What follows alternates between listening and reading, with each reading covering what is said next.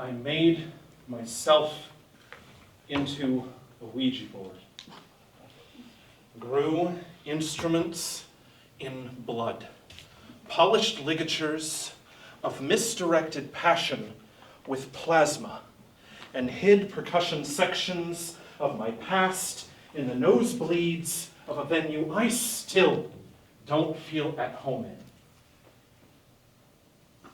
It was never my intention to facilitate a conversation this thorough, holding my construction paper constitution under the limelight. But the dead don't leave. They are ferocious homebodies in more ways than one. You look at me like a calling card for homesickness, even though I am a home tap all to myself, bravely hemorrhaging an open wound, open-ended, with a history of hauntings for every life I left hanging out on the line to dry.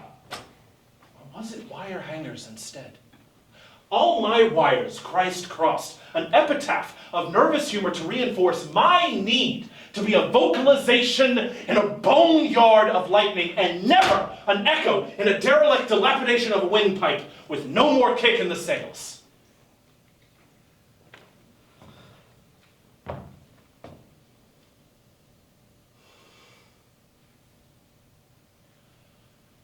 After I was done building clairvoyant outposts on the acres of my tongue, I still didn't know how to speak to them. The dead, the gone, everything kept falling out like lost circuitry, wadded up in a bird's nest, misconstrued by obtuse perspectives, and the strongest predisposition to be seen as someone worth living. Not just recognized as an example of a functioning nervous system.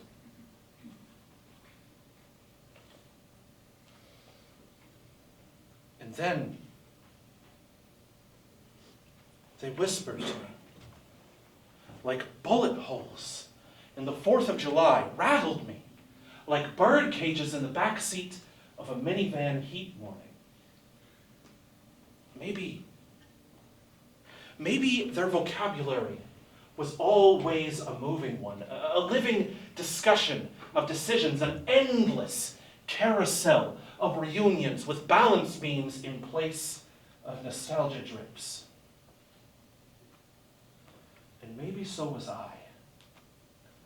A boundless roadway, a straight stretch of future crafted out of parallel planning and spark clatters in the dark.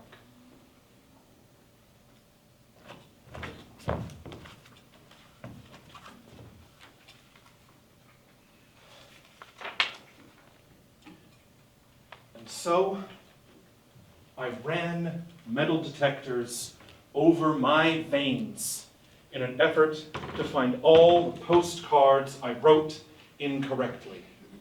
My biological voicemail, a poltergeist that led seances like crash courses in crashing into loved ones with accuracy. When you live like a haunted house, the work you put in makes even campfires a mess of bashful melancholy. When you live like a haunted house, you can't imagine any part of your ghost being considered holy. Yesterday looked like a cheap silhouette. Not of a painful ending, but of a really rough start.